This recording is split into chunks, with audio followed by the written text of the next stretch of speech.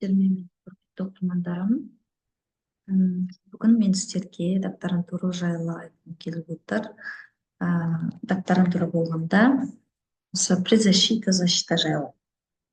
Міне сіз оқуды бітірдіңіз, мақалаларыңызды шығардыңыз, скопус жарияланды. Енді дальше не істейсіз? Соңғы аттестациядан өтесіз. Аттестациядан өтіп болған соң сіз диссертацияңызды жетекшіңізге көрсетесіз, ақылдасасыз. Одан кейін предзащитаға дайындаласыз. Предзащита боларға дейін сіздің жұмысыңызды бір ай бұрын қарау керек. Предзащита болғанда ең бірінші сіздер отделдан немесе кафедрадан өтесіздер. Жаңа кафедраға барасыздар да диссертацияңызды 2 экземпляр шығарып, сосын өткізесіз рецензенттерге.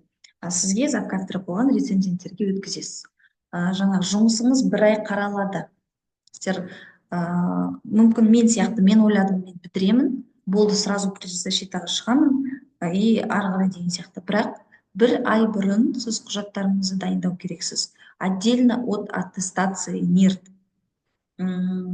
Аттестация НИРТ бітеді, документтеріңізді жинайсыз, диссертацияңызды өткізе беріңіз деп айтқым келеді. Өйткені мен жаңа оны жөндеп бәрін таблицасына шейін, таблица анау бөлінеді ғой екінші бетке, сол жерге дейін бәрін жөндеп өткізіп едім. Одан кейін менің жұмысым 100-ден аса замечание алды, және одан кейін мен жұмысымды, даже методымды ауыстырдым. Сол себепті қалай диссертацияңыз бар, солай өткізе беріңіз. Жаңағы бітіретін кезде бізде аттестация көбіне апрель-майда болады. Сіздер февральда, примерно февраль-март кезінде уже жұмысыңызды өткізе беріңіз, чтобы кафедрадан, отделдан өту үшін. Өйткені диссертацияңызды бір ай рецензенттер оқиды. Кейін бұл процедурадан кейін өтсеңіз, сізді жібереді. Былай жіберуі мүмкін: допущен к защите с учетом замечаний. Жаңа с учетом замечаний болса, замечанияларыңызды бәрін таблица жасайсыз, кім замечание берді жазасыз, соларға қолдарын жинайсыз деген сияқты. Менің өзімде солай болып жатыр.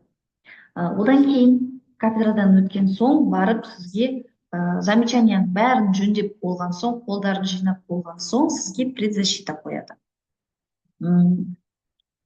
Предзащита жалпы оғанда уақыт керек, жұмысыңызды қарайды, замечанияларды қарайды, сосын барып датасын қояды. Содан кейін жаңа предзащитаға менде 3-ші предзащита болайын деп жатыр. Қазір соған дайындалуым керек. Бірақ мен осы видеоны түсіріп отырмын. Сіздерге ең баста айтқым келген: менің қателіктерімді қайталамаңыздар. Менің қателігім: мен оқу бітірген соң ойладым, куратордан сұраймын, мына кісіден сұраймын, ана кісіден сұраймын, қалай істеуім керек деп. Олай емес. Оқу бітіресіз, аттестациядан өтесіз, сіз бір уф деп қаласыз, сол кезде уф демеу керек. Енді демалып аласыз біраз, бірақ сразу дальше кафедрадан өту керек, одан кейін предзащитаға өту керек. Ол үшін сіздер положение болады, положение о диссертационном совете, положение о диссертации, немесе соны сайттан басып аласыздар да оқып шығасыз. Ровно положение бойынша жүресіз. Сізге ешкім ештеңке деп айтпау керек. Мына жақтан өтесің, былай істейсің, мыналай істейсің. Жоқ. Положение, міне осындай А4 жаңа положениеңізді аласыз, оқисыз. Тура сол жерде қандай сөздермен жазылып тұр, тура сонымен жүресіз.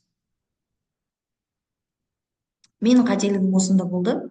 Мен мына жақта тыңдадым, мына жақта тыңдадым. Енді қателігім болғанда бұл да бір жақсы нәрсеге жетелеп жатыр ғой, енді жұмысым жақсарып жатыр деген сияқты. Дегенмен 1 жыл уақытым өтіп кетті. Сол үшін сіздерде осындай қайталанбасын деп сіздерге қазірден айтып жатырмын. Сіздер аттестация не болды, бітті, сосын болды деп жүрмеңіздер. Уже 3-ші курстың февраль-мартында диссертацияңызды өткізіп тастаңыз рецензенттерге. Рецензенттерден әлі талай замечание аласыз. Енді ол әркімде әрқалай ғой. Бірақ менің кейсім бойынша айтып жатырмын да. Ертерек өткізсеңіз, ертерек замечанияларыңызды жөндейсіз, жасайсыз, сосын ары қарай предзащитаға өтесіз. Предзащита, защита деген арасы менде өте ұзақ болып жатыр. Енді басқаларда білмеймін. Сіздерде қалай болып жатыр? Комментарийларыңызбен бөлісіп кетсеңіздер, аман есен оқуларыңызды аяқтап, доктор болуларыңызға тілектеспін, PhD болуға тілектеспін.